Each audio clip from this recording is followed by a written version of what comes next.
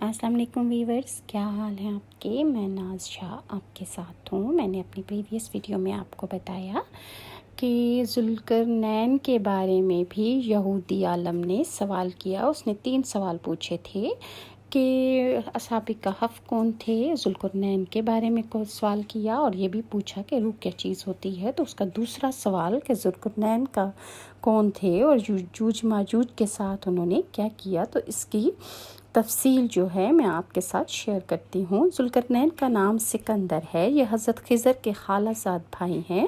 حضرت خضر ان کے وزیر اور جنگوں میں علم بردار رہے ہیں۔ یہ حضرت سام بن نوح کی اولاد میں سے ہیں اور یہ ایک بڑھیا کے اکلوتے بیٹے ہیں۔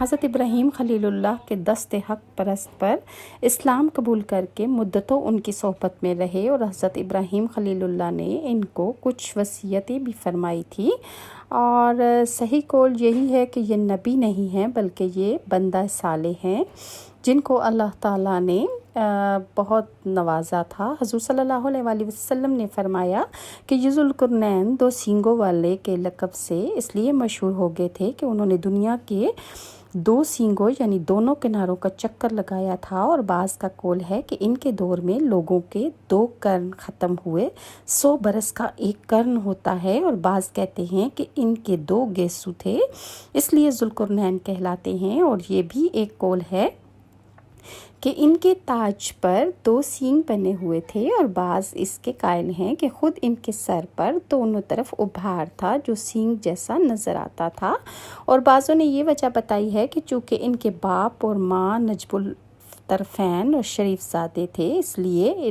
لوگ ان کو ذوالقرنین کہنے لگے، اور اللہ تعالیٰ نے ان کو تمام روئے زمین کی بادشاہت عطا فرمائی تھی۔ دنیا میں کل 4 بادشاہ ایسے ہوئے ہیں جن کو اللہ تعالیٰ نے روئے زمین کی پوری بادشاہت عطا فرمائی، اور اس میں سے 2 مومن تھے اور 2 بادشاہ کافر تھے۔ مومن تو حضرت سلیمان علیہ السلام اور ذوالقرنین ہے، اور کافر ایک بخت نصر بادشاہ اور دوسرا نمرود تھا، اور تمام روئے زمین کے 1/5 بادشاہ اس امت میں ہونے والے ہیں جن کا اسم گرامی حضرت امام مہدی ہیں۔ ذوالقرنین نے 3 سفر کیے۔ قرآن مجید میں حضرت ذوالقرنین کے 3 سفروں کا حال بیان ہوا ہے جو سورہ کہف میں آیا ہے۔ ہم قرآن مجید ہی سے ان 3 سفروں کا حال بیان کرتے ہیں۔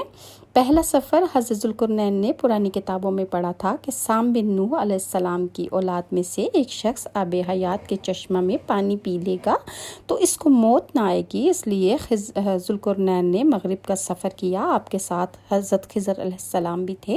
وہ تو آب حیات کے چشمے پر پہنچ گئے اور اس کا پانی بھی پی لیا، مگر ذوالقرنین کے مقدر میں پانی نہیں تھا، وہ محروم رہ گئے۔ اس سفر میں آپ جانب مغرب روانہ ہوئے تو جہاں تک آدمی کا نام و نشان ہے آپ نے وہ ساری منزلیں طے کر کے ایک ایسے مقام پر پہنچے کہ انہیں سورج غروب کے وقت ایسا لگا کہ وہ ایک سیاہ چشمے میں ڈوب رہا ہے جیسے کہ وہ کیچڑ میں جا رہا ہو۔ سمندری سفر کرنے والوں کو آفتاب سمندر کے کالے پانی میں ڈوبتا نظر آتا ہے۔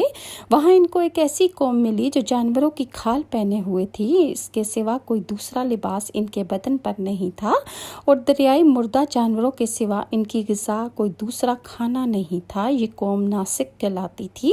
حضرت ذوالقرنین نے دیکھا کہ ان کے لشکر بے شمار ہیں، یہ لوگ بہت ہی طاقتور اور جنگجو ہیں، تو حضرت ذوالقرنین نے ان لوگوں کے گرد اپنی فوجوں کا گھیرا ڈال کر ان لوگوں کو بے بس کر دیا، چنانچہ کچھ تو اس ایمان لے آئے اور کچھ آپ کی فوجوں کے ہاتھوں سے قتل ہو گئے۔ دوسرا سفر پھر آپ نے مشرق کی صف کی طرف سفر فرمایا، یہاں تک کہ جب سورج طلوع ہونے کی جگہ پر پہنچا تو یہ دیکھا کہ وہاں ایک ایسی قوم ہے کہ جس کے پاس کوئی عمارت اور مکانات نہیں ہیں۔ ان لوگوں کا یہ حال تھا کہ سورج طلوع ہونے کے وقت یہ لوگ زمین کے غاروں میں چھپ جاتے تھے اور سورج ڈھل جانے کے بعد غاروں سے نکل کر اپنی روزی کی تلاش میں لگ جاتے تھے۔ یہ لوگ منسک کہلاتے تھے۔ ذوالقرنین نے ان لوگوں کے مقابلہ میں بھی لشکر آرائی کی اور ان سے جنگ لڑی، اور جو لوگ ایمان لائے ان کے ساتھ بہترین سلوک کیا، اور جو اپنے کفر پر اڑے رہے ان کو تحقیق کر دیا، تباہ و برباد کر دیا۔ پھر آپ نے شمال کی جانب سفر فرمایا، یہاں تک کہ سدین 2 پہاڑوں کے درمیان میں پہنچے تو وہاں کی آبادی کی عجیب و غریب زبان تھی۔ اور ان لوگوں کے ساتھ اشاروں سے بمشکل بات چیت کی جا سکتی تھی کیونکہ ان کی زبان سمجھ نہیں آتی تھی۔ ان لوگوں نے ذوالقرنین سے یاجوج ماجوج کے مظالم کی شکایت کی اور آپ سے مدد طلب فرمائی۔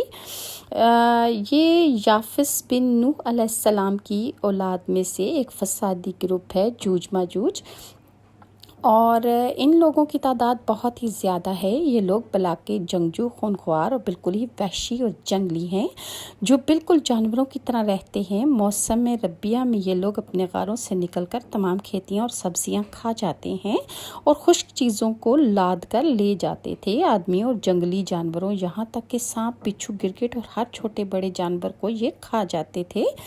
ذوالقرنین سے لوگوں نے فریاد کی کہ آپ ہمیں جوج ماجوج کے شر اور ان کی ایذا رسانیوں سے بچائیے، اور ان لوگوں نے اس کے عوض کچھ مال دینے کی پیشکش کی۔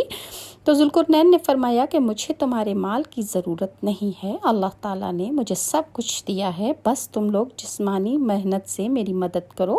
چنانچہ آپ نے دونوں پہاڑوں کے درمیان بنیاد کھدوائی۔ جب پانی نکل آیا تو اس پر پگھلائے تانبے کے گارے سے پتھر جمائے گئے اور لوہے کے تختے نیچے اوپر چن کر ان کے اوپر اور درمیان میں لکڑی اور کوئلہ بھروا دیا اور اس میں آگ جلوا دی۔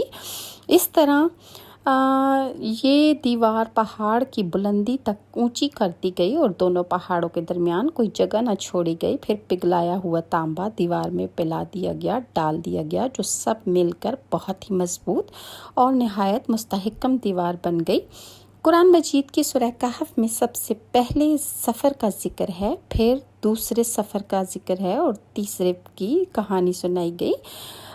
سدھ سکندری کب ٹوٹے گی، مطلب جو اس نے ذوالقرنین نے دیوار بنائی تھی وہ کب ٹوٹے گی۔ حدیث شریف میں ہے کہ جوج ماجوج روزانہ اس دیوار کو توڑتے ہیں اور دن بھر جب محنت کرتے کرتے اس کو توڑنے کے قریب ہو جاتے ہیں تو ان میں سے کوئی کہتا ہے کہ اب چلو باقی کو کل توڑ ڈالیں گے۔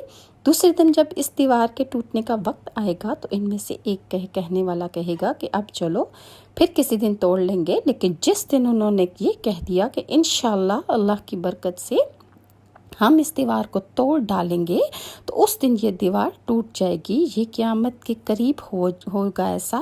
دیوار ٹوٹنے کے بعد یاجوج ماجوج نکل پڑیں گے اور زمین میں ہر طرف فتنہ، فساد اور قتل و غارت کریں گے۔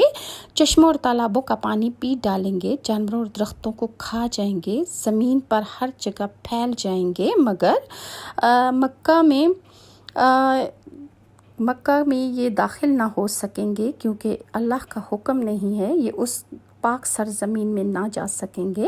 پھر حضرت عیسیٰ علیہ السلام آئیں گے اور ان کا دور شروع ہوگا اور وہ دعا فرمائیں گے، تو ان کی دعا سے ان کی گردنوں میں کیڑے پڑ جائیں گے جس کی وجہ سے ان کی اموات واقع ہونا شروع ہو جائیں گی، اور جب یہ مر جائیں گے تو ان کی مرنے سے جو گل سڑ جائیں گے تو اس کی بدبو اتنی زیادہ ہوگی کہ بیماریاں پھیلنے کا اندیشہ ہوگا۔ پھر حضرت عیسیٰ علیہ السلام دعا فرمائیں گے تو اللہ تعالیٰ آسمان سے ایسے پرندے بھیجے گا جو انہیں اٹھا کر لے جائیں گے، اور اس کے بعد پھر شدید بارش ہوگی جس سے ساری روئے زمین کو اللہ تعالیٰ پاک کر ڈالے گا۔